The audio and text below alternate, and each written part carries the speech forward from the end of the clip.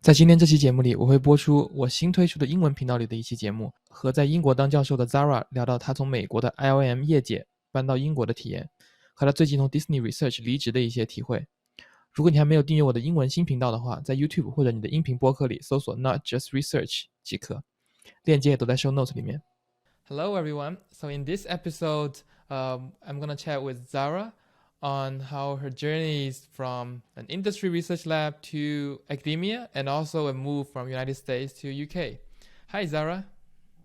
Hi, thanks for having me here. Yeah, great to have you here. Can you just share a little bit about yourself so that our audience know who you are? Sure. So Zahra Montazeri, I'm now assistant professor at University of Manchester. I've been also a consultant at Disney Research during my academic journey. Before that, I was a R&D at ILM, and starting from San Francisco and then transferred to London. Then graduated my PhD from University of California, Irvine. And during my PhD, if I go back chronologically, I got the pleasure to work in a lot of industry and research groups, including Loxion, almost 2 years. I had the pleasure to work with Professor Henrik Jensen, and then Pixar, DreamWorks, the year before that, X year. So in total, I had 5 internships in a 6-year PhD. Yeah, and if I go even further back, I graduated from Sharif University in Iran for my bachelor's. Yeah, that's a lot of internship in your PhD. Yeah, but happy to do it. Yeah, so let's talk about your most recent experience of transitioning from an IOM to a professor in University of Manchester. So how did you make that decision? That's a very good question because I also don't know the answer. I was not prepared for academia and I had no intention, honestly, for academia. I was always interested for industry job. And as you can see from my internships and always my own interest, I was always going for industry. And the opportunity came up once we moved to the UK as a assistant professor job in University of Manchester, and I should tell you this was the only application I sent for academic job, and I had 100% acceptance rate.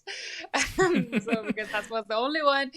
But I wasn't sure at that moment, honestly. And once I moved out from ILM, I stayed with my connection with Disney Research folks, and gladly I could continue the project with them even when I started in academia in University of Manchester, because I wasn't sure about how will I like this job. And I had the pleasure to continue my work with Disney Research for about a year so far. So it was like 10% of my time with industry, but that was like apart from my full time at university. So it's not like an adjunct professorship. It was like during my weekend or work time outside of the working hour. It turned out very well. It was a very smooth transition for me, because if it was an abrupt transition, I wasn't sure how would I like it. But now I'm pretty sure, and I kind of finally made my decision in a piece that academia is what I want, and I'm very happy that I made this transition. I can talk about my job for the whole day, but I would let you to direct the conversation, whichever suits this podcast better. Great. So you mentioned basically now you have been a professor for a year, and then you also, meanwhile, you are part-timing with Disney Research, and like 10% of your time to do research. We can come back to that. I'm very interested in talking about that experience. But before we do that, I want to just dig a little bit deeper. So you say you had no intention of looking for academia job, but then this opportunity came up and you apply. That means like what prompts you to apply? Like if you are super happy with your job at IOM, why would you apply? Like it's not like you have to. Yeah, that's a very good one. So the only reason is that I was more interested in San Francisco, and that was like a plan. And ILM in San Francisco was my dream job. And then my husband got this position in Manchester, and then he is also assistant professor, and he moved. And I was like, if I don't want to go do in San Francisco, I had the option to transfer it to London. But then again, it would be remotely working from Manchester, which is like 2 hours away from London. So this kind of break up my ideal job. So ILM at San Francisco wasn't on the table anymore. It was like a remote working from Manchester with San Francisco, which is not. I also wasn't prepared for that that much as well. I think that was one of the reasons that if I want to stay in Manchester, which it worked out working with San Francisco remotely, but then this was like all a new world to me, because now I was in the University of Manchester because of my husband. So I got to go to his office and I got to see how junior academics life is. And honestly, I got a bit tempted with seeing him in this new position. So he started few months already, and then I also got into it, and then I was referred to a position and I applied. So yeah, it wasn't well planned because we didn't have any intention to move into the UK. So that wasn't on the table when I kind of finalized my job. And then our moving out from California opened up some other opportunity. And then I started to think about academia. Yeah, this is so cool to know, because in my experience, when I talk with other people, mostly they will say, if they want location flexibility, they will go to industry because they can work hybrid or remotely. But in your case, because you're far away from the team that you originally want to work with, so you had to give up your industry job and then find an academic job. So that's super interesting. Yeah. And another thing I want to just follow up on is Disney research. You talk about you're working with them 10% of the time. So what do you do in that 10% of the time? Like, if suppose we work 40 hours a week, that's like 4 hours every week. So what do you do in that 4 hours? Yeah, so it was like a small project on doing literature review and some project that I could help in terms of paper reading and potential research coming up. So this was planning for a research project, but then so yeah, I'm not sure if I'm, is that okay to share, but I got laid off recently because of the recent recession with the Disney stock. So Disney had 13% drop in the stock, and they ended up laying off a lot of people. And as understandable as everyone can see, researchers like R&D are kind of in the top of the laying off, and me as a contractor was also. So it's understandable, but it went all good. I mean, it was very beneficial for me to start, and I was on a contract base for 10% anyway, so I wasn't expecting to not be among that group being laid off anyway. So it wasn't a good. It's at the moment with all the Disney stock, it's not a very.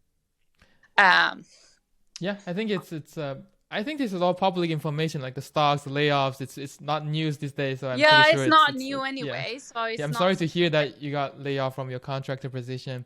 And for all the listeners out there, like, I think it happens to some companies and some labs. It depends. For Adobe Research, we don't see a huge layoff yet. At least publicly, we haven't started any layoff, and we are still continue our hiring. So. It depends. Like, some research lab may have a tighter integration with the product. Some research lab more forward-looking. It depends on the profit or cost. Like, it's all complicated. Yeah, it's based on all group. It's not personally. So I was told, don't take it personally. This is how it happens, and I definitely understand it. The fun part about it is that I had a visit recently to California. And during my time over there, I got to visit a lot of friends, and they were all talking about laying off and all the stress about the industry staying in California, because all my friends ended up in industry. And I was like, oh, this is what I'm now missing in UK, because everyone is chilling out here. mean, there's no stress whatsoever. And I was like, this is a California vibe that I had missed during the past year. And during that week, I got the same email with laying off myself as well. So that was like the full package of California experience. I'm now here getting the experience of industry and how competitive it is. So I should tell you that in the UK, people are so chilled out. I mean, for me, having the experience living in California, it's not even comparable. Yeah. Do you think it's the Silicon Valley versus Manchester, or industry versus academia, or both? No, not industry versus academia, I would say. Academia itself is quite stressful, no matter where you are, because it's like an international. At the moment, I do collaborate with anyone other than the UK. So I do work with New Zealand, I have worked with Europe, US, so it's not bounded. But if you're in industry, then you can kind of attach it to a nationality or a particular country. But it's definitely about the country. So I can clearly see the vibe of the culture, and people here prioritizing their own fun and family and health rather than work, which, yeah, I mean, it's very different. I still tend to stay in my California zone, and my colleagues keep reminding me that, yeah, go home. This is not California. So yeah, I mean, I like it. I mean, I do like the dynamics in California. I do like the fast pace of California. So I'm not planning to adopt European culture. Maybe so far so good. It's glad that you are still like collaborating with California collaborators and like West Coast United States people. So that's great. Yeah. That's the beauty of academia, I would say. Yeah, that's great. So maybe it's a good time I can add this here. Sorry, I'm not letting you to ask. I just bring it up myself. Great, even better. So yeah, I mean, speaking of the freedom in academia, I had this Disney research project, and then on the side I was working with Weta Digital from New Zealand, and I still do, and then I had some other projects again with Luxion and some other stuff on the table. So these are all kind of separate industry related kind of project that you can have, and they are, as long as your project is defined in a way that they don't overlap it directly. So this is all possible because you are in academia. If I were in industry, I would have been much more restricted in terms of the project, who I collaborate with. And that's what I like, because now I get to work with whoever I want, no matter where they are coming from. So I see a lot of opportunities, at least in my first year, that I can work with different industries and different academics. So this is like a never-ending opportunities. I like it so far, so good.